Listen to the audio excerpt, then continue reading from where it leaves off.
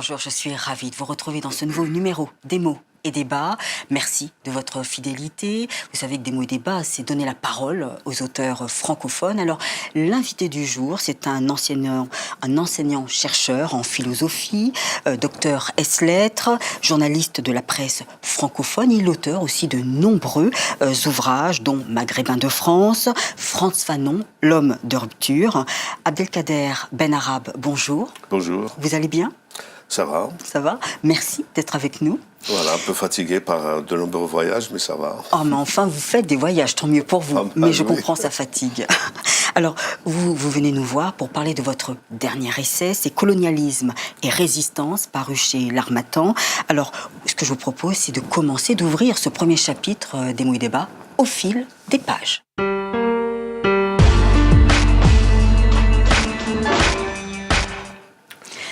Abdelkader Benarab, dès les premières lignes de votre essai, vous écrivez « Depuis le XVIe siècle, l'histoire africaine est faite de malentendus, de racisme et de traite négrière. Une histoire qui exprime l'oppression, le mépris et l'avilissement. » Alors, vous parlez aussi, vous expliquez qu'en fin de compte, c'est dû à l'absence de langues écrites qui privilégient, en fin de compte, l'oralité. Et en fait, cela amène les Européens à ne pas déceler, à ne pas apercevoir, en fin de compte, les qualités culturelles africaines. C'est cela le problème ? Encore une fois, bonjour et merci pour l'invitation. Alors, c'est un livre qui porte le titre de Colonialisme et résistance. Il y a donc deux projets, si vous voulez, deux lignes d'études et d'analyse. Il y a le colonialisme et il y a la résistance. Si vous voulez, la résistance, c'est un peu le pendant du colonialisme. Effectivement, l'histoire de l'Afrique a été toujours écrite, dite, racontée par les Européens, avec, si vous voulez, le regard toujours européen, avec un regard condescendant, un regard avilissant, etc. Le problème de l'écriture, parce qu'il y a deux quand même nuances et deux problèmes, de l'écriture, de la graphie. La graphie a été absente de l'ensemble des langues africaines. Elle n'est pas, si vous voulez, un tort en soi. En fait, l'absence d'écriture n'est pas un signe, si vous voulez, de manque, si vous voulez, d'éthique, de philosophie, de littérature, etc. Si vous voulez, l'oralité aussi a, si vous voulez, un fondement très important pour exprimer toute l'âme du peuple, tous les sentiments, toutes les manifestations et toutes les sensations. Mais c'est vrai que les découvreurs, les scientifiques, les ethnologues européens ne voient pas ça comme ça. Naturellement, ils assimilent ça à... D'ailleurs, d'où la naissance de l'ethnologie, qui est une science, en fait, teintée de colonialisme, et en fait, qui est une science, qui est une discipline qui s'intéresse aux peuples qui n'ont pas de langue, en fait, qui n'ont pas de langues écrites. C'est à peu près ça qu'au début, l'ethnologie est née avec un regard tout à fait raciste, tout à fait donc reposant sur un dogme racial. Au XVIIe siècle et XVIIIe siècle, vous écrivez dans votre ouvrage que l'Europe a une connaissance de l'Afrique limitée. Alors, que disent justement ces auteurs francophones dans leurs écrits, quel schéma dessinent-ils du continent africain à leurs lecteurs ? Vous voulez parler des auteurs, africains? Voilà, des auteurs francophones, c'est-à-dire européens. Européens.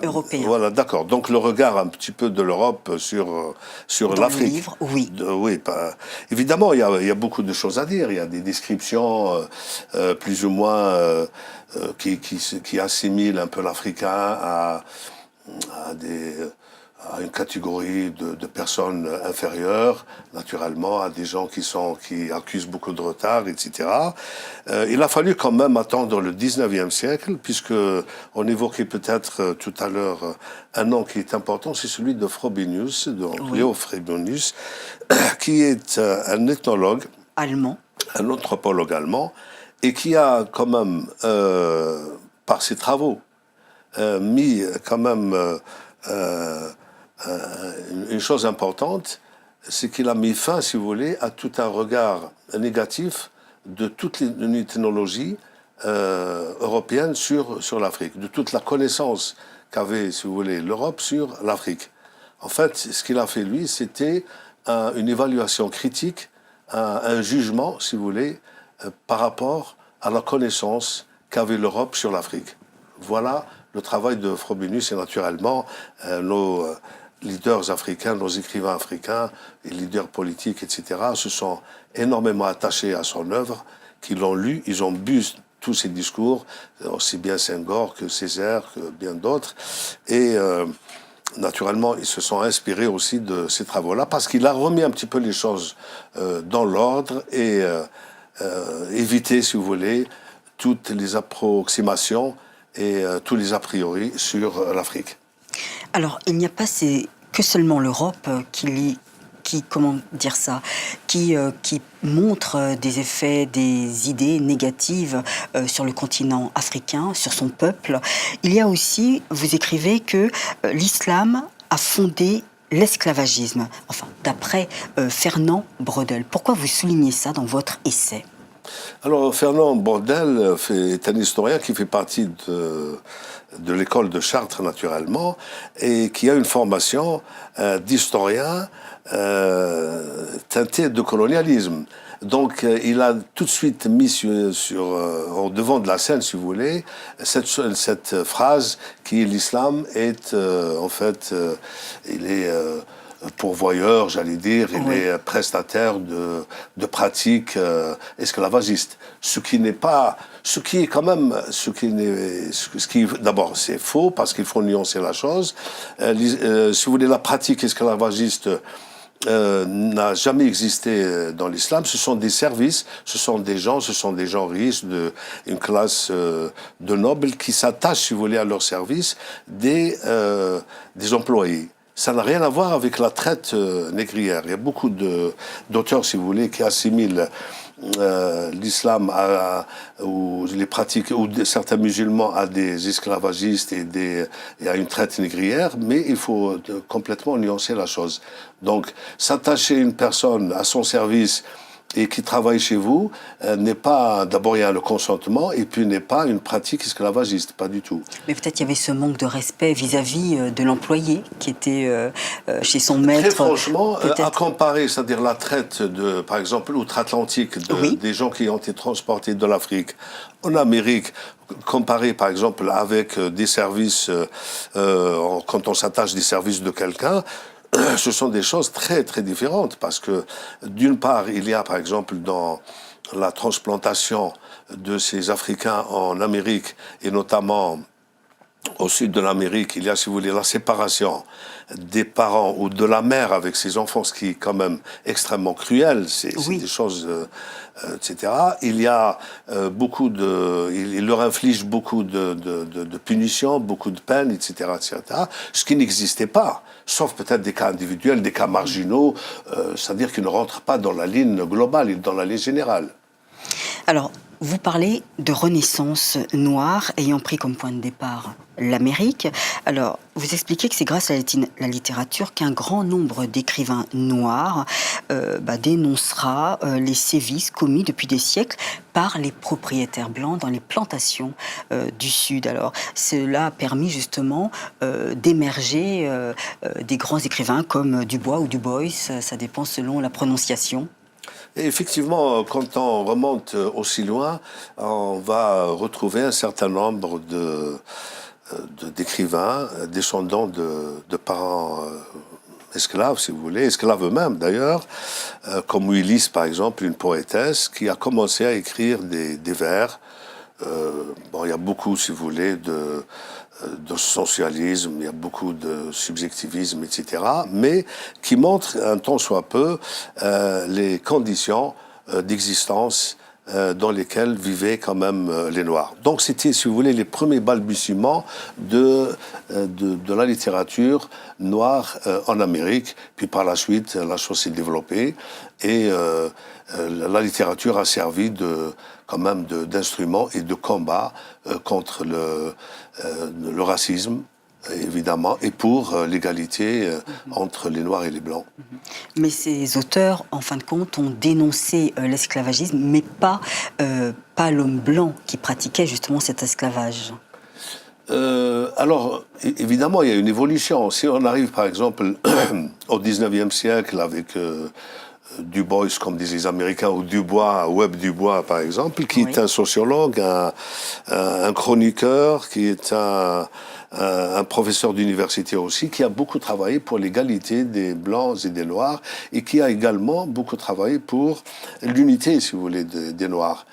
Donc, on ne peut comparer, si vous voulez, ces mouvements à ce qui se passe en Europe, parce qu'en Amérique, les Noirs avaient leurs universités, leurs professeurs, leurs sociologues, leurs psychologues, etc. Et il y avait une organisation extraordinaire. Donc c'est ce qui a fait avancer les choses un peu plus loin et naturellement à l'issue de quoi il y a eu quand même cette loi d'abolition de l'esclavage et puis même de l'égalité entre blancs et noirs, du moins dans les textes. Alors dans votre ouvrage, vous parlez plus justement de la résistance des Afro-Américains. Qu'en est-il après sur le continent pendant cette résistance afro-américaine ? Oui, alors c'est un peu le titre de mon ouvrage qui est Colonialisme et résistance. J'aurais voulu peut-être commencer par le colonialisme et parler de résistance, mais peu importe. Donc ça vient un peu du latin resistere qui veut dire faire face à quelque chose, faire face à un danger, afin de pouvoir conserver ses acquis, sa personnalité, son identité. La résistance, c'est ça en fait. C'est, si vous voulez, c'est toute une réaction contre une situation dans laquelle l'individu pourrait enfin perdre enfin son identité, ses biens, etc. Donc c'est ça la résistance. Et la résistance a été, si vous voulez, menée par des Africains eux-mêmes contre justement ces pratiques esclavagistes et coloniales. Je voudrais juste définir un petit peu peut-être le colonialisme parce qu'il y a deux points de vue. Le colonialisme vu de l'Europe, si vous voulez, c'est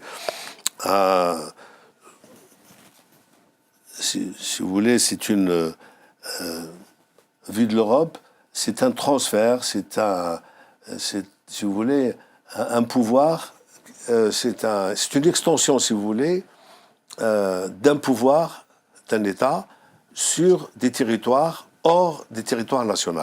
Voilà, si vous voulez, c'est ça. Donc, on le voit bien que c'est une définition qui est très tiède, qui n'est pas du tout, qui ne reflète pas la réalité.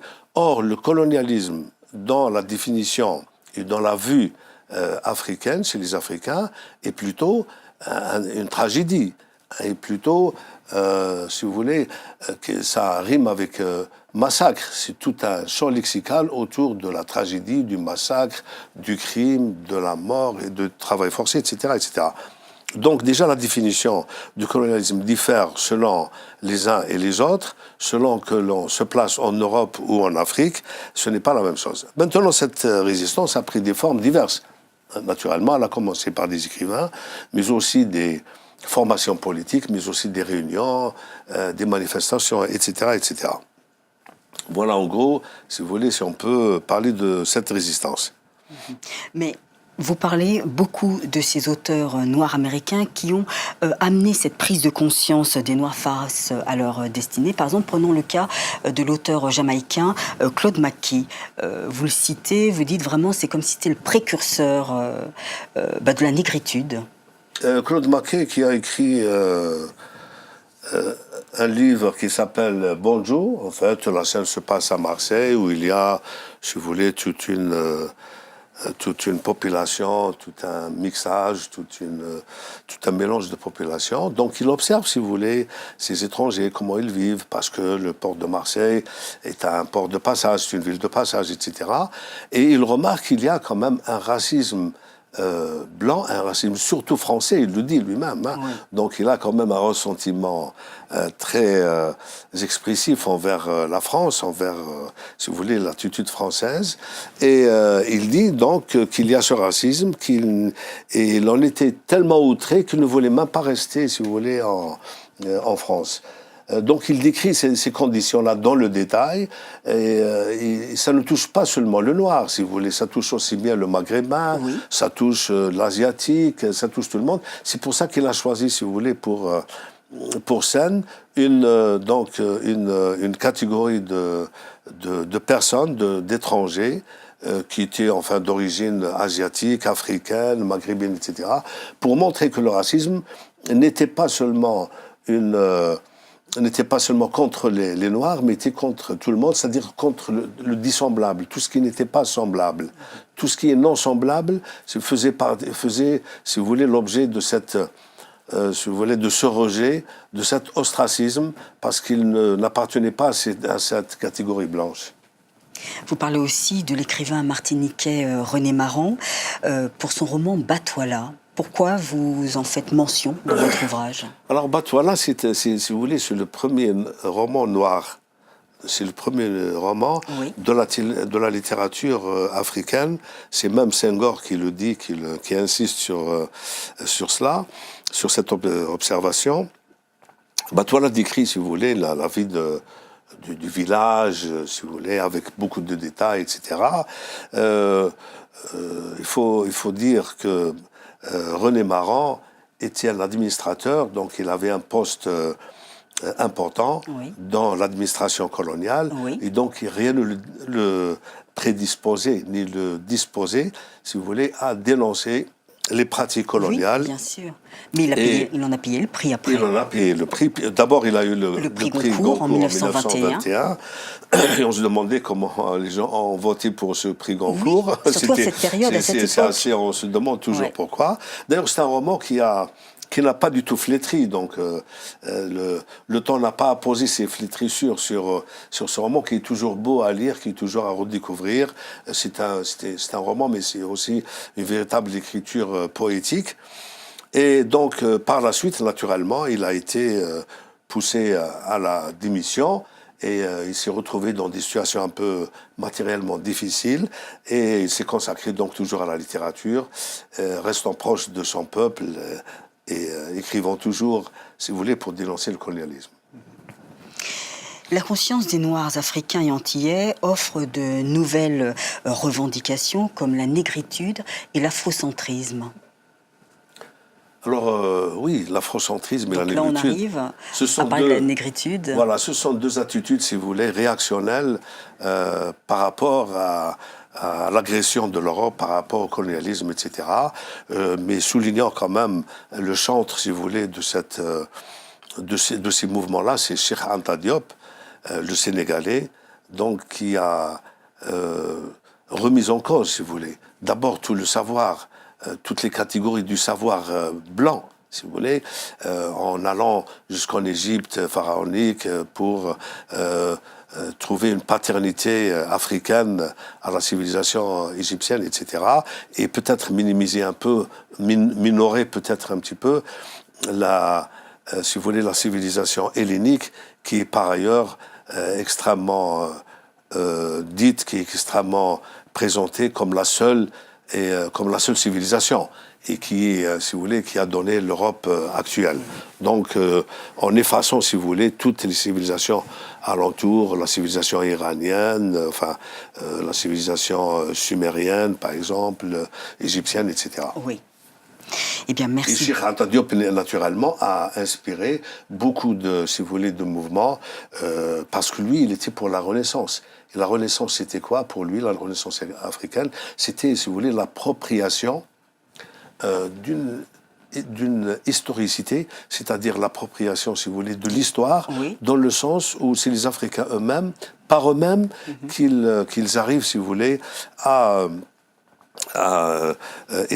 construire, si vous voulez, leur mode d'existence, un mode d'existence matériel et moral. Oui, à valoriser leur culture. Et à valoriser naturellement leur culture. Aussi la géographie, ainsi de suite, leur tradition. Parce que, si vous voulez, quand on parle de résistance, la résistance s'est faite aussi par rapport, si vous voulez, à une antériorité très tragique. C'est-à-dire qu'il y a eu des grandes blessures dans l'histoire qu'il ne faut pas oublier, qu'il faut toujours rappeler, notamment en Afrique. Le peuple africain a énormément souffert et c'est pourquoi il y a eu justement toutes ces revendications pour déjà montrer aussi au monde, si vous voulez, tous les sévices qu'ont subis les Noirs. Et ça a créé, en fin de compte, une sorte de richesse. Voilà, c'est une richesse extraordinaire. Culturelle, et il faut aussi artistique. insister sur le fait que les premiers mouvements, quand même, si vous voulez, sont nés en Amérique, avant qu'ils atteignent l'Europe. C'est-à-dire que le mouvement de la négritude a été fortement influencé par tout le travail des Noirs aux États-Unis. Vous avez cité peut-être Batouala, mais aussi Claude Mackay, mais aussi Richard Wright, etc., qui ont dénoncé, qui ont écharpé, si vous voulez, toute l'Amérique blanche. Merci beaucoup Abdelkader Benarab de nous avoir parlé de votre colonialisme et résistance, de votre ouvrage. Nous allons passer tout de suite à Carte sur table.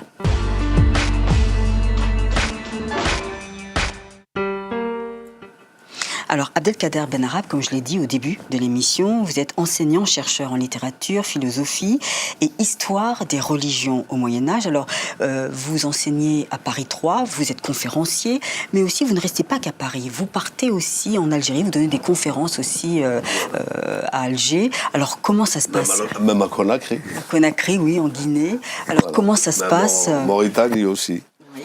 Au Maroc, enfin un peu partout, quoi. Et justement, quelles sont vos thématiques en tant que conférencier? D'abord, je n'enseigne plus depuis, je crois, 2 ou 3 ans. Donc, je suis rattaché à un centre de recherche.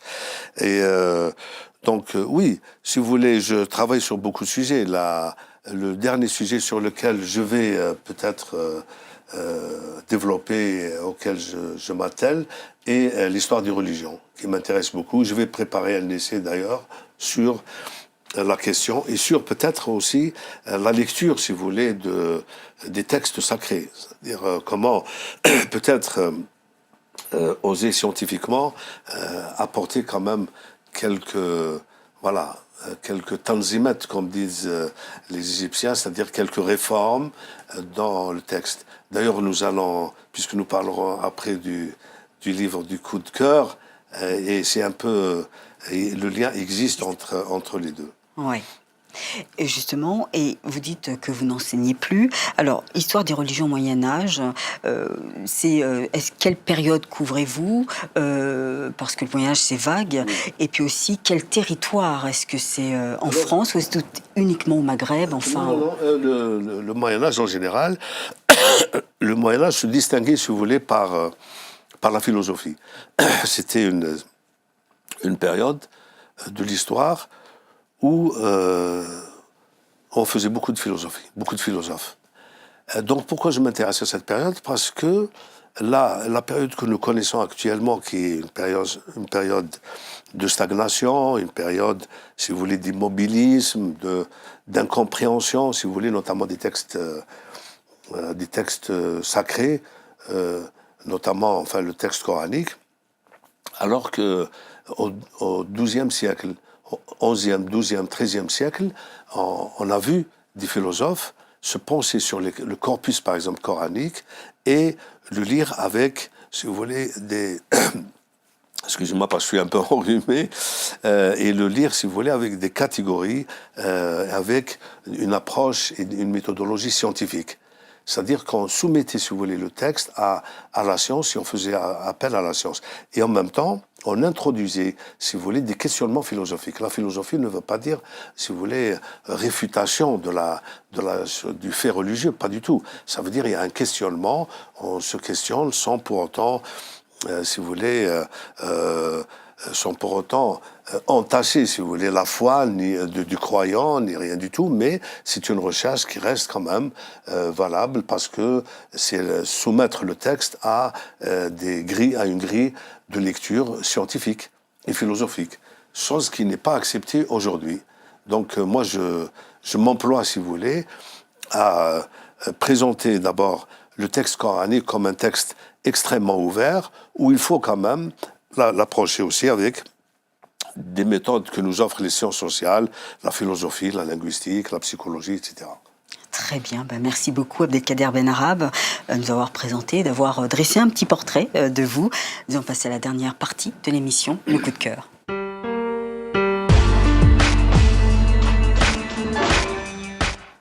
Alors ce coup de cœur, c'est le livre des jours. Ah, le livre des jours. Le livre des jours, oui, c'est un livre qui m'a beaucoup que j'aime beaucoup et qui m'a beaucoup, si vous voulez, marqué. Parce que je l'avais lu étant enfant, étant adolescent, on va dire, en arabe. Je l'ai relu donc en langue française. Donc, si vous voulez, le récit reste à peu près, il est respecté. Donc, avec une préface d'André Gide. D'André Gide, voilà. Édité pour l'édition française en 1949. J'avais vu 47. Ou 47, ouais. Oui, pardon. 47 ou 49, oui. Oui. Et c'est Taha Hussein. Et en fait, l'auteur est Taha Hussein. Taha Hussein est un auteur qui a subi, si vous voulez, cet handicap très tôt, qui est de la cécité. Donc c'est un auteur aveugle. C'est un auteur aveugle, donc il ne voyait pas le monde. Mais il a énormément souffert, il a résisté. C'est pour ça que j'ai choisi ce texte, parce qu'il y a beaucoup de résistance. J'aurais pu intituler son livre Ou l'esprit de révolte, si vous voulez. Le livre des jours Ou l'esprit de révolte. Parce que c'est un enfant qui a beaucoup résisté, sans trop, si vous voulez, manifester son mécontentement, les choses qui le contrarient, ses contrariétés et tout, mais il était d'une sagesse et d'une persévérance extraordinaire. Il a étudié au Caire, et puis par la suite, il est venu, donc, il a étudié au Caire, et il a étudié aussi à l'université d'Al-Azhar, donc, si vous voulez, c'est le fief de toute l'orthodoxie arabo-musulmane. Et par la suite, il fut envoyé, parce que c'était un garçon très intelligent, à Paris, à la Sorbonne, où il a étudié la littérature française, et puis il a montré quand même une capacité extraordinaire à comprendre les textes, à les traduire aussi en arabe. Il a traduit Sophocle, il a traduit pas mal de classiques. Et c'est là où il a connu donc sa future épouse, c'était une lectrice au début, donc Oui. qu'il a pris en sympathie, et puis une grande histoire d'amour est née entre eux. Ils sont rentrés en Égypte, ils ont 2 enfants, etc. Donc c'est une très belle histoire, si vous voulez, d'amour. Et si vous voulez, sa résistance à la foi qu'il avait en lui d'abord, et c'est qu'il, malgré la disgrâce qu'il avait subie, si vous voulez, malgré les ténèbres épaisses de la cécité, c'est quelqu'un qui voyait le monde avec le cœur, avec en arabe, il y a un terme qui le dit bien, c'est le basira, c'est-à-dire avec une extrême clairvoyance. Et d'ailleurs, il le dit aussi des fois par un esprit ironique. Il a 2 vers qui sont très beaux. Il dit, je ne sais pas si je peux les dire en arabe. Bien écoutez, s'il y a la traduction après... Oui, la traduction naturellement. Il dit Ummahu ma shaklu sama'u wa ma dhiya'u wa ma al-qamaru bi jamaliha yatahaddathuna wa la ara minha al-atharu. C'est-à-dire, il dit, et il s'adresse à sa mère pour lui dire, mère, vous parlez de lune, vous parlez de lumière, vous parlez de ciel, de toutes ces beautés de la terre, mais je n'en vois pas trace. En gros, voilà, je résume un petit peu les 2 vers que je viens, vous comprenez. C'est-à-dire, ça le faisait beaucoup souffrir, si vous voulez, de ne pas voir la couleur des choses et sentir un petit peu le monde tel que pouvaient le sentir les gens qui ont la vue, quoi. Voilà. Merci beaucoup, Abdelkader Benarab, pour votre coup de cœur.